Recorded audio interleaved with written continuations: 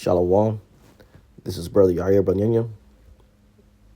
Come with the lesson. I pray to be edifying to the flock.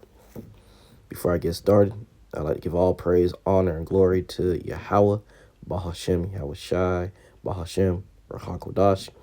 Double honors to the apostles, the elders of Great Millstone. Shalom to the hopeful elect. Before I get started, I want to bring out the scripture. This is Revelation chapter 19, verse 10. And I fell at his feet to worship him. And he said unto me, See thou do it not. I am thy fellow servant, and of thy brethren that have the testimony of Yahweh Shai. Worship the Most High, for the testimony of Yahweh Shai is the spirit of prophecy. So we are always told by the apostles and the elders, bring out these prophecies, bring out these things that we know through the scriptures are going to come to pass. And we're telling you these this mass deportation.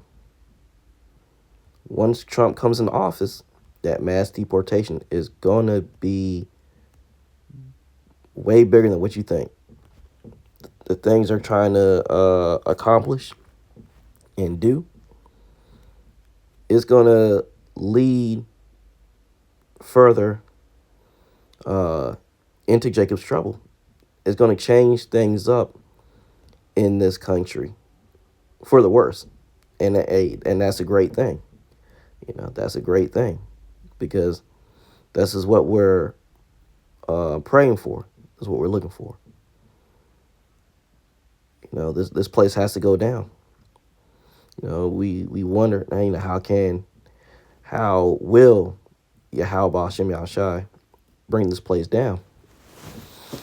What methods is he going to use? There's so many. The Father could use so many methods, but this mass deportation, which will turn to more, that's gonna be one way. Slocky. It's gonna be one way. Babylon is gonna fall. So I saw this video from the brother Arrows and Indignation 144, and I just wanted to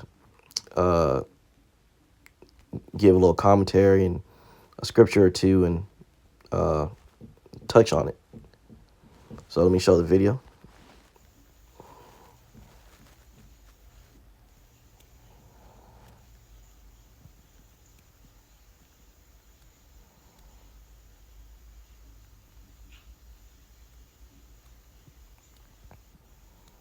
If you go after a immigrant who has a criminal record, you find him at home, his wife is there. She does not have a criminal record. Does she get arrested? Illegally in the United States? If she's undocumented, does she get arrested too? Yes, she will be processed, and we'll let the immigration judge decide what happens to her. We're talking around Inauguration Day, even on Inauguration Day? I'm not going to forecast what we're doing and where we're doing it, but you can count on worksite enforcement coming back. Will mass deportation hurt the economy? I think mass deportation and results of mass deportation are more important to this country than anything. What happens January 21st? Where do you start?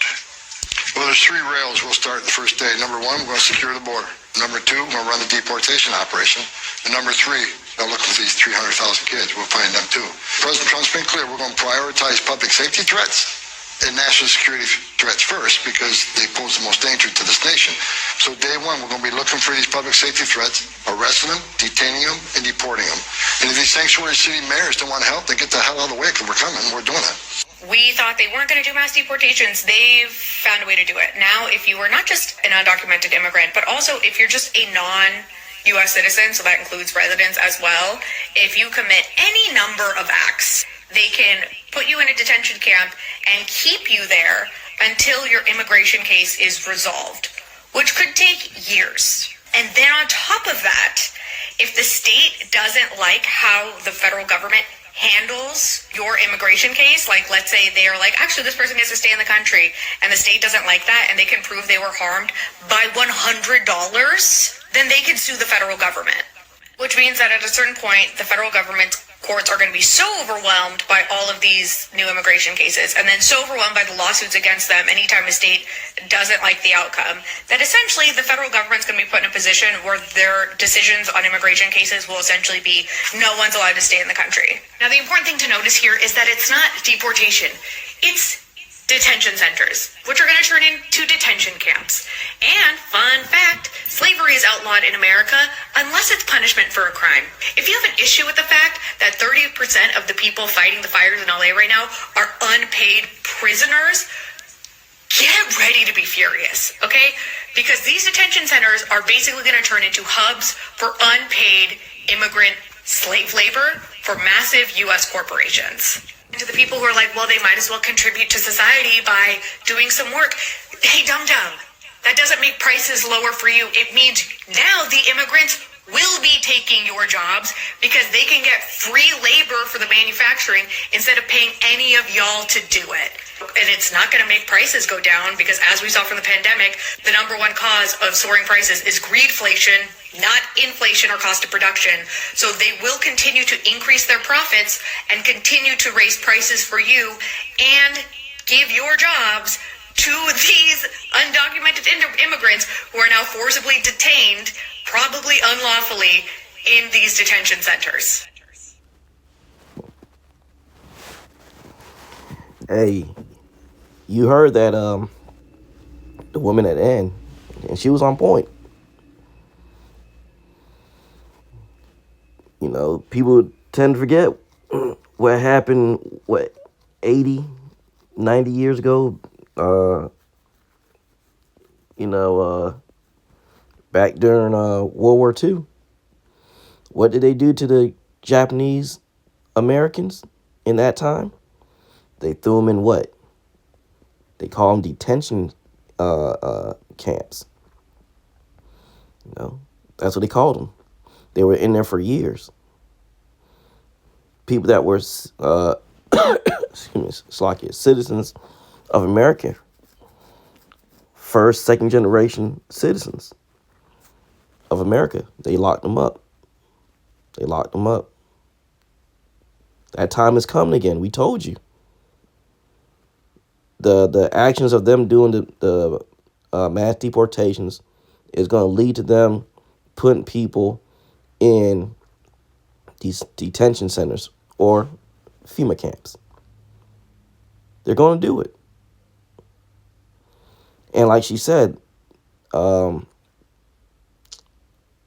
they got people out there in California that's fighting the fires who are prisoners. That's wild because there's a TV show on, it's on Paramount, and I think it comes on CBS, I think. But it's called Fire Country. And the whole premise of the show is a bunch of prisoners who join up with this work detail to fight fires in California. I think Northern California. And who she says fighting the fires right now? A lot of people? Prisoners. Okay. Hey. Can't make this stuff up. This is going to lead. What they're doing, this is going to help lead Babylon America further down that rabbit hole. Okay? Using these undocumented people who they now put in FEMA camps or detention centers, detention camps, which they're going to keep in there as long as possible. You know, just because they can, get free labor out of them. Like she mentioned, slavery is outlawed in America unless you're property of the state / jail or in prison. So there you go. And because of that, what's going to happen? Skyrocket prices.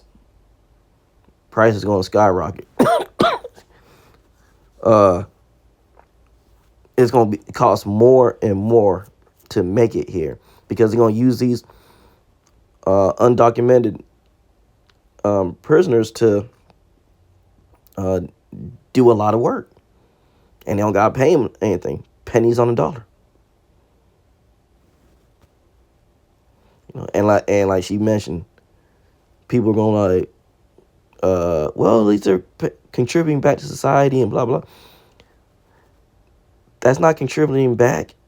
It's gonna be worse. But hey, this is Babylon America. What you expect? We told you.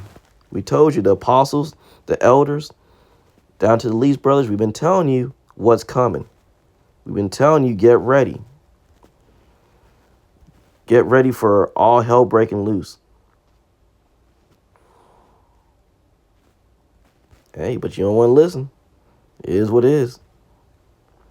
This is Isaiah chapter 62, verse 6 and 7. I have set watchmen upon thy walls, O Jerusalem, which shall never hold their peace, day nor night. Yea, that make mention of the Lord, Yahweh Shem Shai, keep not silence. So this is why we're out here. This is why we're doing these lessons. This is why we go into the scriptures and we go into the prophecies to show you these things are going to happen. They're going to happen. And it's not going to be a pretty thing. Through what they're trying to do with the deportation, the camps and everything, like I said, that's going to be a big thing in Jacob's trouble that you read about in Jeremiah, the 30th chapter, verse 7. And in Daniel 12 and 1.